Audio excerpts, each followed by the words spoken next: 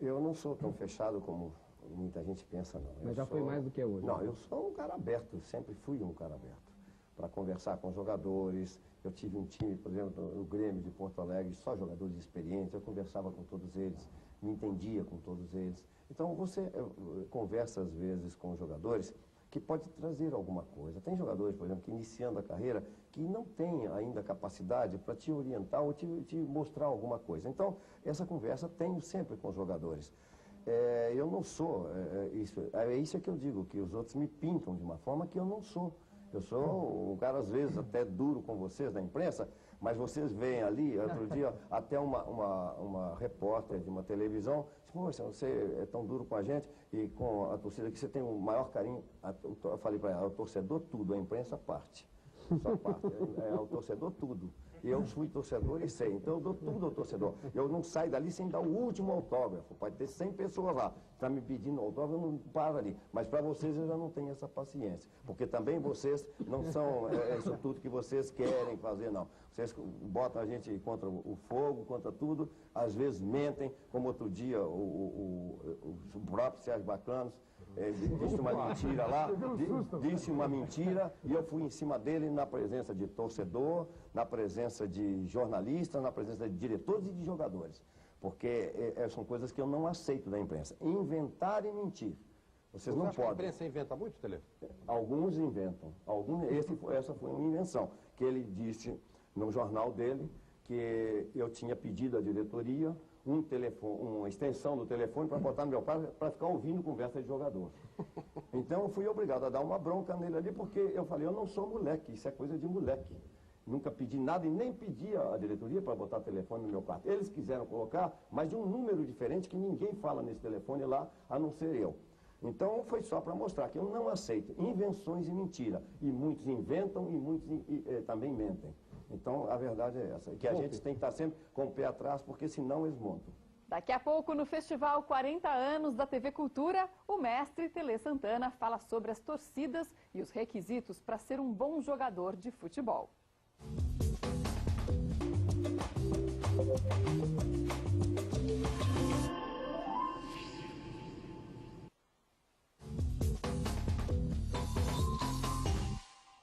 Hoje, no Festival 40 anos da TV Cultura, você está assistindo a entrevista do mestre Tele Santana ao Roda Viva, gravada em 1992. Tele foi um intransigente defensor de um futebol diferenciado. Ele gostava de disciplina e exigia de seus comandados uma postura profissional dentro e fora dos campos.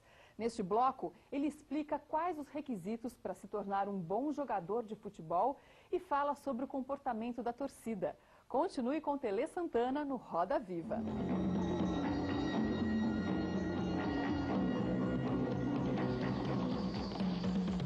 A torcida de São Paulo agora é formada por muitos jovens, né?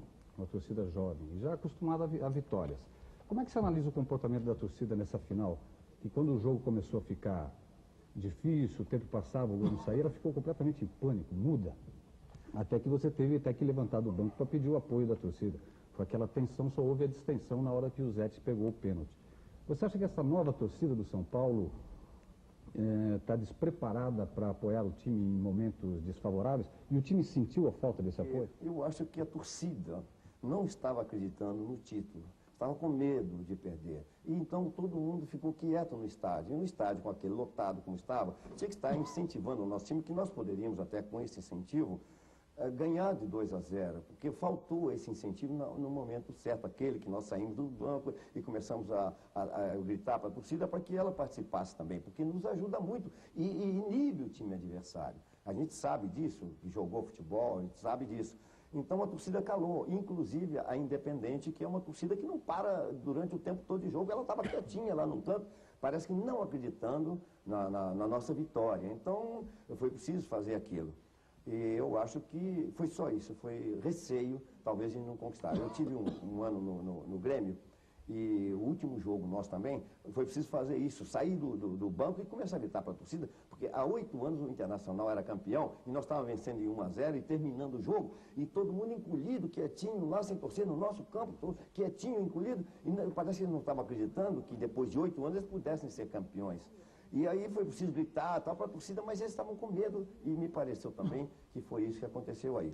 Quanto à torcida, eu acho que o torcedor tem que ir para o campo para torcer, para incentivar o seu time, seja do Corinthians, do Palmeiras, do Santos, da Portuguesa, do São Paulo. Não tem que brigar, não tem que falar palavrão no campo. Aquilo ali é um incentivo para o jogador que tem que ser. Não é procurar briga com polícia, briga com a torcida adversário. E todo mundo tem que chegar em casa com saúde, pelo menos. Às vezes até um pouco triste, porque seu time perdeu, e alegre quando ganha. Mas esquecer negócio de briga, eu queria que fizesse uma campanha, porque antes de qualquer jogo, vai jogar São Paulo e Corinthians, há aquela divisão. Então abriam claro ali, chamavam a torcida do São Paulo e do Corinthians, se reunia ali, gritavam o nome do seu clube, separava outra vez, ia torcer cada um para o seu lado e acabar com esse negócio, porque ninguém vai a campo para morrer, para matar, nem para brigar, não pode ser assim. Então, o meu pensamento é esse com relação à Só para completar a roda, antes de passar ali para o Sérgio, eu só comentaria que nada mais natural que o Internacional de Porto Alegre ser campeão durante 8 anos. O Sérgio tem uma Agora está ao contrário. Agora está ao contrário. Eu sei, esse é que é o problema. O senhor tem uma notória paciência para ensinar fundamentos para os jogadores nos treinos. Já foi observado por várias pessoas que cobram em São Paulo, vem o senhor ensinando cruzamentos, enfim, os fundamentos básicos do futebol. Nós podemos constatar um fenômeno que é o seguinte: dezenas de jogadores surgem nas divisões inferiores, em eventos como a Taça São Paulo de Futebol Júnior, chegam às seleções inferiores e depois desaparecem. Qual é o problema? Porque o Brasil não é mais capaz de gerar jogadores inteligentes e técnicos. O que acontece no meio do caminho e essas gerações se perdem? Olha, eu acho que falta o treinamento de base. Um jogador, quando chega a um time principal, tem defeitos que ele não pode ter mais defeitos. Ele tem que chegar com qualidades. E eu cito: dominar a bola, passar a bola, saber bater na bola e cabecear, esses são requisitos necessários para um jogador. Então, ele tem que aprender isso lá embaixo, juvenil, júnior. Eu fui técnico de juvenil, fui técnico de júnior. Então, você tem que aprender isso lá embaixo. E, lamentavelmente, mesmo na seleção, eu recebia tantos jogadores com tantos defeitos em dominar, em passar, em chutar a bola, que a gente ficava abismado. Isso não faz trabalho nenhum nos seus clubes. Então, eu gosto de ver o jogador, isso ele tem que saber, dominar, passar, cabecear. Eu fico brigando lá com alguns jogadores que não gostam de botar a cabeça na bola. E fico mesmo, porque cobro, às vezes dói um pouquinho, mas dói porque eles não sabem bater no lugar certo. Se bater na testa, a bola não dói, mas todo mundo quer cabecear com isso aqui, acha que é com a cabeça que cabeceia a bola. Cabeça de bagre. Cabeça de bagre. Então, fica nisso e eu procuro mostrar e ensinar. E tanto fala no técnico de futebol, do treinamento tático, não adianta você fazer treinamento tático se ele não tiver o treinamento técnico, não tiver aprimoramento do que precisa do futebol. Então, você vai para, tático, vamos armar o time tático aqui, entra esse aqui. E na hora de passar, ele passa tudo errado. O que adiantou esse treinamento tático? O que adiantou? Nada. Primeiro é o técnico. Você tem que saber primeiro que o jogador sabe fazer isso, sabe fazer aquilo. Você vê o Cafu mesmo, um jogador que, com a força de vontade que tem, ele melhorou demais. Ele melhorou demais, jogando ali pela lateral direita, vai, treina, domina, passa, cruza. Ele cruzava toda a bola. Eu dizia para Cafu, quando você vai fazer um cruzamento na seleção, que joga a bola para fora, eu fico vermelho de frente da televisão, de vergonha de ver você fazer isso. Porque a culpa não é bem sua, não, é de quem te dirige, é quem treina você, que não ensina. Tem me chamado a atenção, Tele, que nós fomos perdendo ao longo dos tempos, nós, os brasileiros, o poder do arremate, que era um dos pontos fortes da seleção brasileira, do futebol brasileiro. Gui, Jair Rosa Pinto, Pepe. E os europeus foram ganhando corpo nesse item. Mesmo nessa Copa de agora, a Copa Europeia, se bem que a Holanda tem aquele esquema rotativo, tem uma novidade tática de 3 defendendo e todo mundo circulando, mas tem sempre o reforço do arremate. Você vê o Koeman, quantas bolas, quantos gols e quantas jogadas preparou com arremate. O alemão Hasler. Por que nós perdemos espaço para o europeu nesse item, Tele? O futebol está muito nivelado.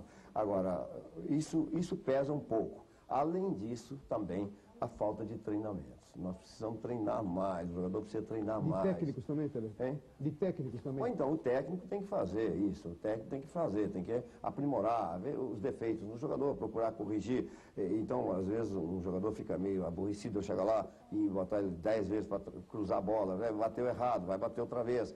Então, quando eu não tenho um campo bom para treinar, eu não tenho condições também de exigir isso dos jogadores. Quando o campo não é um gramado bom, ele chega, a bola está batendo toda, ele quer bater na bola, bate errado, é claro. Então, isso atrapalha um pouco e a falta de exigência dos técnicos em treinar os seus times.